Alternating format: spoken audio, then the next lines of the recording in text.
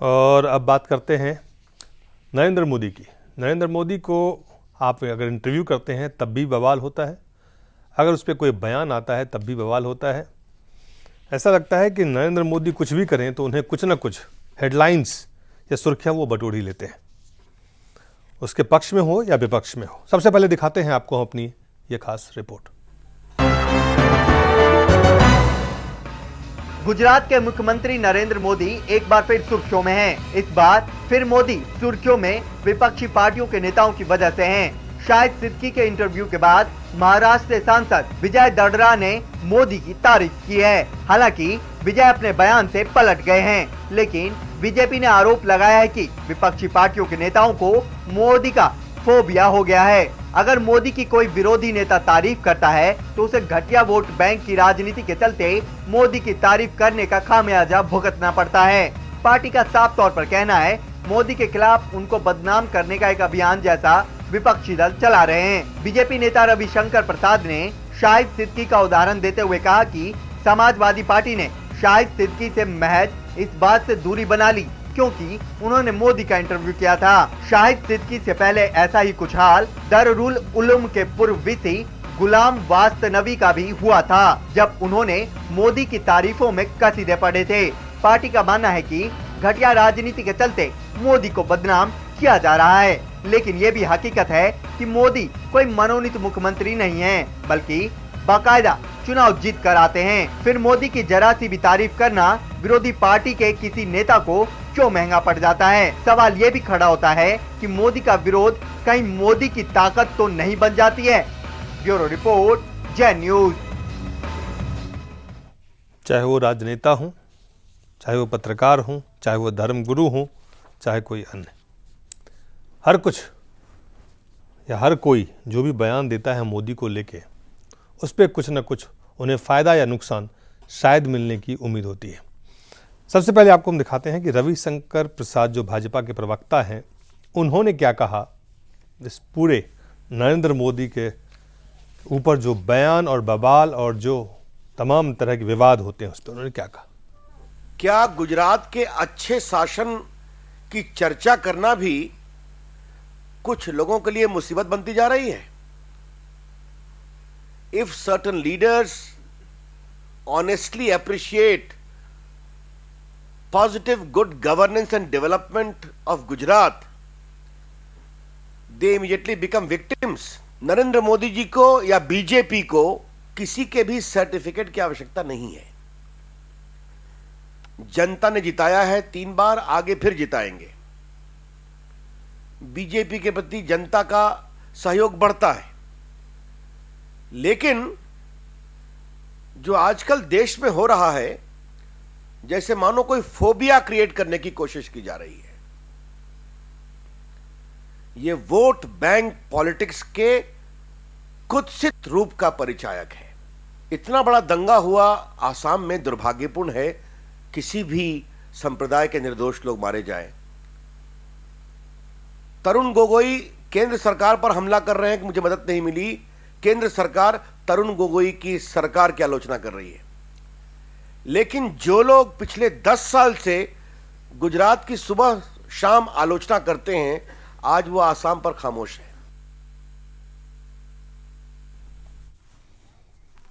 इलियास आजमी साहब समाजवादी पार्टी कुछ दिन पहले, उससे पहले बस्तानवी साहब थे, उसके बाद शाहिद सिद्दीकी बने, कल विजय दारदा हुए। तो ये मोदी को फ़ायदा इससे होता है या नुकसान होता है पहले, और क्यों ये हो क्यों रहा है? देखिए, मैं भी पॉलिटिक्स में रहा हूँ। इस वक्त मान लीजिए किसी पॉलिटिकल पार्टी में नहीं हूँ, लेकिन मैंने ज़िंदगी में एक दिन भी मोदी को मुद्दा नहीं बनाया, इसलिए कि मोदी के गुजरात में जितने इंसान मारे गए, हिंदू थे या मुसलमान, उसका 10 गुना ज़्यादा राजीव गांधी ने बाबरी मस्जिद का ताला खुलवाने से लेके राम मंदिर का शिलान्यास कराने के बीच में राजीव गांधी ने पूरे मुल्क के कोने कोने में उसका 10 गुना ज़्यादा इंसान मरवाए थे। अगर नरेंद्र मोदी 10 बार जन्म ले और जन्म लेके 10 बार मुख्यमंत्री बने, तब भी उतने इंसान नहीं मरवा सकता जितने इंसान राजीव गांधी की इन हरकतों के नतीजे में मारे गए थे। लेकिन नरेंद्र मोदी को मुद्दा बनाती है कांग्रेस, ताकि मुसलमानों को बेवकूफ़ जिस तरह 50 साल से बनाती रही है, 60 साल से, आगे भी मुसलमानों को बेवकूफ़ बना सके मोदी के नाम पर। मैंने मोदी को कभी मुद्दा नहीं बनाया। हम तो चाहते हैं कि कांग्रेस और भाजपा, यूपीए और एनडीए दोनों से जनता को छुटकारा मिले और जनता एक नया विकल्प सन 77 की तरह खड़ा कर दे। वो तो ठीक है, लेकिन जो मोदी के ऊपर आखिर जब बयान दिए जाते हैं तो उसके बाद उस पर एक्सप्लेनेशन पूछे जाते हैं, क्या कांग्रेस की कौन सी बात है जो लगता है कि नहीं मोदी के, एक आपके सांसद ने बयान दे दिया, उसको उनको फिर से बयान से कहते हैं नहीं हमने उनको संत नहीं कलंक बोला, अब पहले संत बोला था, अब कलंक कम मैं बोल रहा हूँ। वो टीवी का फुटेज क्या गायब कर देंगे? ये क्यों होता है माहेश्वरी साहब? नहीं, जो आपने कहा, जो अन्ना जी की टीम के सदस्य हैं, जी नहीं भाई, मोदी पे अन्ना जी की टीम के सदस्य हैं और अभी रामदेव जो हैं वो वहाँ पहुँचे हैं। तो अगर आपका ये स्टैंड है जो आप कह रहे हैं, अगर अन्ना जी का ये है कि हाँ हम खुल के कहें कि हम मोदी के साथ हैं, उसको सवाल आप सवाल जो मेरा सवाल है, वे आपके कांग्रेस पार्टी के सांसद एक मोदी की प्रशंसा करते हैं, फिर उसके बाद उनसे एक्सप्लेनेशन मांगा जाता है, उनको एक वो फिर अपने बयान से फिर यू टर्न लेते हैं, वो कहते हैं कि नहीं वो उनको शेर नहीं मैंने कहा था, उनको मैंने संत नहीं कहा था, मैंने तो उनको कलंक कहा था। ये क्यों होता है? नहीं, अब देखिए, ये तो मैं नहीं कह सकता कि क्या बात हुई क्या नहीं हुई, ये तो एक इंडिविजुअल बात है, लेकिन आदमी की जो साया है वो उसके साथ चलता है। तो वो जो उन्होंने कार्रवाई की है जी, जिस तरीके से मेड जो है खेत को खाने लगी, अगर चीफ मिनिस्टर होके और ये काम कराएंगे जो आप बात कह रहे हैं, कोई मिसाल आप दे दें कि राजीव गांधी ने ऐसा काम कराया था जो आप नाम ले रहे हैं। मैं तो बता रहा हूँ, ये क्या राजीव गांधी ने कराया था? क्या बात कह रहे हैं? अगर ताला ना खुलवाया होता, वो बात अलग है। वो अगर ताला ना खुलवाया होता, अरे भाई, शासन में रह के काम करना। राम मंदिर का शिलान्यास किसने किया? यूं तो किस बात पे दंगा फसाद हो बता जाते हैं? दीजिए। नहीं दंगा फसाद नहीं होते। क्या बात कह रहे हैं? सुन लीजिए, खुद बीजेपी के लीडर हैं राजनाथ सिंह, यूपी के मुख्यमंत्री रह चुके हैं, राज्यसभा के रिकॉर्ड में है, उन्होंने ये कहा है कि कहीं भी अचानक कोई ना कोई झगड़ा हो सकता है, लेकिन अगर कोई झगड़ा होने के बाद 4 घंटे से ज्यादा चले तो ये मान लेना चाहिए कि राजनीतिक सत्ता की शाह पर ये हुआ है या राजनीतिक सत्ता की मर्जी से हुआ है। तो यही तो हम बात कह रहे हैं भाई, मोदी शासनकाल की हम यही तो बात कर रहे हैं, आप बात कह रहे हैं। यही तो आजू का शासनकाल में हुआ है। यही सवाल तो आसाम में लोग पूछ सकते हैं। यही आसाम में सवाल हो रहा है। केंद्र में भी आपकी सरकार है और मुद्दा डिफरेंट है। वहाँ का मुद्दा क्यों डिफरेंट है? वो कंट्रोल किया बहुत चीफ 7 दिन के बाद दोबारा एक बार 7 दिन तक 4 लाख आदमी बेघर हैं, 4 लाख आदमी कैंपों में हैं, कंट्रोल इसी तरह किया है और उनको राहत नहीं मिल रही है। वहाँ पर दो पैमाना गगोई ने कराया है। तरुण गोगोई ने कराया। किसने करवाया है? नहीं, तो जैसे आप मोदी को कहेंगे फिर आप मोदी को भी नहीं कह सकते। अगर तरुण गोगोई ने कहेंगे, वही तो मैं कह रहा हूँ, न मोदी ने एक आदमी को मारा है अपने हाथ से, न तरुण गोगोई ने मारा है। नहीं, ये सवाल नहीं है अपने हाथ से। सवाल क्या है? दिलाई देने का सवाल, न राजीव गांधी ने देने का सवाल। एक्शन क्यों नहीं? वो कह रहे हैं केंद्र सरकार 4 लाख आदमी बेघर हो जाएंगे। गोगोई साहब कहते हैं यहाँ पे ढील दी गई, यहाँ पे उनके आईपीएस ऑफिसर कह रहे हैं नहीं कि मोदी ने मीटिंग में कहा क्या बात हुई, लीजिए देखिए, आप करने दीजिए। मैं कह रहा हूँ इस बात में अंतर है। आप क्या बात कह रहे हैं? संजू भट्ट का कहना बिल्कुल सही है, लेकिन मेरा भी कहना राजीव गांधी के बारे में, इंदिरा गांधी के बारे में, और ये कहना कि बीजेपी ने एक गुजरात बनाया और कांग्रेस ने सैकड़ों गुजरात बनाए पूरी अपनी हिस्ट्री में। क्या मेरा ये कहना भी मैं आपसे एक और सवाल, आप कहते हैं मोदी के साथ रामदेव गए, मोदी से आपके राजनीतिक या जो भी उनके ऊपर आरोप है, मैं उनकी बात कह रहा हूं। मैं एक आप अन्ना टीम को सदस्य, मैं एक सवाल कहते हैं, आप ये बताइए माहेश्वरी साहब, ये बताइए कांग्रेस से नहीं है, गुजरात के लोगों ने उस सरकार को चुन के भेजा, बिल्कुल अलग है दोनों। एक नरेंद्र मोदी गुजरात के चुने हुए मुख्यमंत्री हैं, अगर कोई भी व्यक्ति उनसे मिलता है तो उसको लेके इतना बवाल क्यों? नहीं, हम तो कोई बवाल नहीं, हम नहीं मानते हैं कोई बवाल की बात है इसमें विवाद बवाल नहीं है। आपने क्यों सवाल अपने सांसद से, आपके आखिर आपका सांसद, वो तो देखिए पार्टी लाइन, अगर पार्टी क्या मान लिया अपोजिशन का आदमी है और अपोजिशन की गवर्नमेंट है और आप उसकी प्रशंसा करें, हमारा काम है अपोजिशन करना। तो ये एज अपोजिशन आप अपनी भूमिका निभा रहे हैं। वो पार्टी लाइंस पे बात है। वो तो ये कांग्रेस पार्टी एज अपोजिशन जो आपकी भूमिका है मोदी के खिलाफ जो आपके हैं वो उसमें सिर्फ एज एक जो भूमिका होनी चाहिए अपोजिशन की, वो आप निभा रहे हैं। भूमिका होनी चाहिए, वो आप निभा रहे हैं। अपोजिशन में है तो अपोजिशन हमें करना चाहिए, चाहे वो उसका आधार हो या ना आधार नहीं हो। आधार की सवाल नहीं, वही तो पॉलिटिकल लड़ाई है, इसमें कोई इसकी बात नहीं है। इसमें सिर्फ राजनीतिक, अगर बीजेपी का आदमी हमारा वो करेगा, वो अपोजिशन में है, तो वो तो इस बात का, तो ये बिल्कुल साफ सुथरी राजनीतिक पक्ष और विपक्ष की लड़ाई है। इसमें मोदी के खिलाफ आपके पास कोई आरोप नहीं है, बल्कि एक राजनीतिक आरोप, एक राजनीतिक पक्ष के नाते ही आप इस तरह का विवाद खड़ा करते हैं। मोदी इनके लिए बहुत पोटेंशियल है। मोदी के नाम पर ये समझते हैं कि हम मुसलमानों को और अभी कुछ दिन बेवकूफ़ बना लेंगे, लेकिन एक इनकलाब उभर रहा है इन भ्रष्टाचारियों चोरों के खिलाफ। वो इनकलाब इनको और मोदी दोनों को लील जाएगा, पता नहीं लगेगा कहाँ गए। सन 1977 में जिस तरह हुआ, ये कह रहे हैं कि आप कहीं ना मोदी कहीं के खिलाफ भी और कांग्रेस के खिलाफ। हाँ नहीं, आप ये देखिए, विजय दादा की बात है, गुलाम वस्तानवी की बात है, अभी कुछ दिन पहले शाहिद सिद्दीकी ने उनका इंटरव्यू किया उनको पार्टी से, तो कहीं ना कहीं लगता है आपको देश में एक, जिसको बीजेपी ने कहा मोदी फोबिया, आपको लगता है इसकी, आपको भी नजर आता है ये फोबिया है कहीं? नहीं, अब देखिए, ये सिर्फ मुसलमानों को बेवकूफ़ बनाने का एक तरीका है। फोबिया तो है ही है, फोबिया है मुसलमानों को बेवकूफ़ बनाने के लिए। ये मुसलमानों को बेवकूफ़ बनाने के लिए मोदी का इस्तेमाल किया जा रहा है। मोदी का कोई विरोध नहीं है। मोदी ने खुद कहा है कि सोहराबुद्दीन का इनकाउंटर आईबी के कहने पर हुआ है। मोदी ने खुद कहा है कि इशरत जहां लश्कर तैयबा की आतंकी है, मुंब्रा में रहती है और गुजरात के मुख्यमंत्री को कत्ल करने का प्लान बना रही है।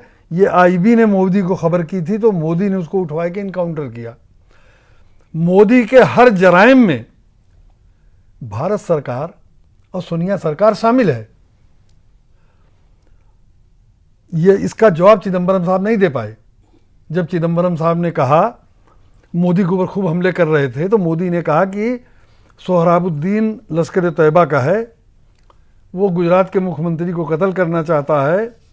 ये इत्तला तो हमको आईबी ने दी थी, आपने इत्तला दी। अगर हमने कत्ल कराया तो आपने कत्ल करवाया, अगर हमने कत्ल किया तो आपने करवाया। ठीक वही सोहराब उसका, तो इसका कोई जवाब इनके पास नहीं था। चिदंबरम साहब ने यह जवाब दिया कि सूचना दी थी, कोई कत्ल करने का लाइसेंस नहीं दे दिया था। और मैं कहता हूं कि जिस तरह पूरे मुल्क में 6000 पढ़े लिखे मुस्लिम लड़के, बेगुनाह मासूम, इंतहाई पढ़े लिखे, जेलों में जो सड़ के बूढ़े हो रहे हैं, ये सब कारनामा आईबी का, सोनिया गांधी का है। चाहे उसको यूपी गवर्नमेंट ने पकड़ा हो, चाहे उसको गुजरात गवर्नमेंट ने पकड़ा हो, चाहे महाराष्ट्र गवर्नमेंट ने पकड़ा हो, सब आईबी पढ़े लिखे मुसलमान लड़कों को टार्चर कर रही है और उसका खमियाजा इनको भुगतना पड़ेगा। तो आप ये कह रहे हैं मोदी का इस्तेमाल जो है वो कांग्रेस पार्टी कर रही है मुसलमानों को बेवकूफ़ बनाने के लिए। हाँ। आपको कैसे लगता है, क्या लगता है मोदी के नाम से मुसलमान बेवकूफ़ बन जाएंगे? मुसलमान इस नए इनकलाब के साथ खड़ा होगा जो भ्रष्टाचार, बेईमानी और लूट के खिलाफ उभर रहा है। जिस तरह 77 में 99% मुसलमानों ने भ्रष्टाचार के खिलाफ वोट दिया था, उसी तरह 99% मुसलमान इस भ्रष्टाचार के खिलाफ होने वाली मुहिम में तूफान बन के आएगा और एनडीए और यूपीए दोनों को बहा के समुंदर में ढकेल के फेंक देगा। उसके लिए तो आपने कहा कि आप लड़ाई लड़ेंगे। आपके पास आखिरी सवाल हम लेके आ रहे हैं माहेश्वरी जी, जो बहुत अहम है। क्या कारण है कि एक चुने हुए सरकार, चुने हुए एक मुख्यमंत्री को लेके जो राजनीतिक दलों का, अन्य राजनीतिक दलों का जो रवैया है, उसके पीछे आपने कहा कि एक तो राजनीतिक विरोध है, उसके कारण क्या महज राजनीतिक विरोध के लिए किसी चुने हुए मुख्यमंत्री को आप एक अनटचेबल, एक छुआछूत से उनको घेरने का प्रयास कर रहे हैं, उसके पीछे क्या मानसिकता है?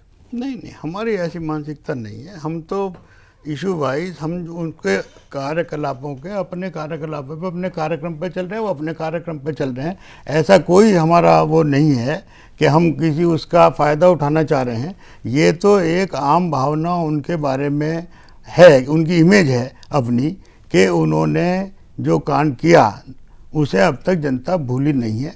वो अब इलेक्शन आ रहा है, इस इलेक्शन में फिर पता चलेगा। जो आप बात कह रहे हैं कि मुसलमान उनको वोट तो देता है या नहीं देता है, या हाथ कंगन को आरसी उसके बाद 2 बार इलेक्शन हो चुका है, वो चुनाव जीते हैं। मुसलमान तो कभी नहीं, अब मैं तो अब कह रहा हूँ ना, 13 का चुनाव जो है अब फिर चुनाव आ रहा है। नहीं, मुसलमान तो बीजेपी का आपने ऐसा हुआ खड़ा करके मुसलमानों को का वो किया है कि मुसलमान तो कभी बीजेपी को वोट नहीं देता। अब क्या देगा? न पहले दिया है न अब देगा। तो बेसिक अभी तो आप वकालत कर रहे हैं मोदी जी। नहीं, आप ये कह रहे हैं कि मुसलमानों को बेवकूफ, ये कह रहे हैं कि आप मुसलमानों को बेवकूफ। मोदी और राजीव गांधी को वकालत मैंने इलियास नहीं, इन्होंने कहा कि मुसलमानों को आप रिझाने के लिए, बेवकूफ बनाने के लिए नरेंद्र मोदी का कांग्रेस पार्टी इस्तेमाल कर रही है। नहीं, क्या इस्तेमाल, उससे क्या फर्क पड़ता है? ये तो गलत है।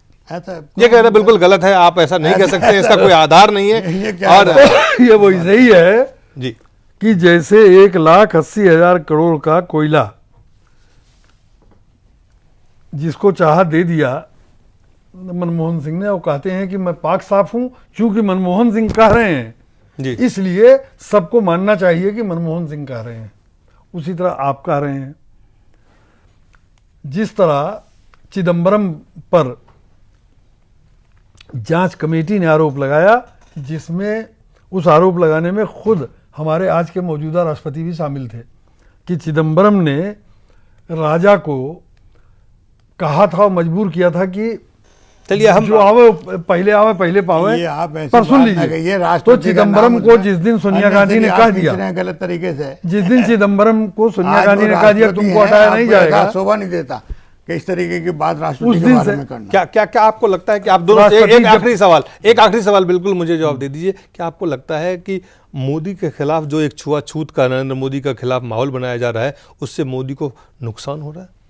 मोदी को फायदा ये लोग पहुंचा रहे हैं ना। ये तो इनका तो तय है कि अगर हम नहीं तो तुम, तीसरा ना कोई आवे।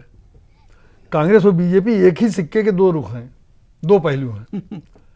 ये दोनों 2 नहीं है जी। आप कहेंगे दोनों में दुश्मनी हमेशा रही, कभी एकता नहीं हुई, तो डीएमके और अन्ना डीएमके में भी कभी एकता नहीं हुई। लेकिन दोनों जो डीएमके है वही अन्ना डीएमके है।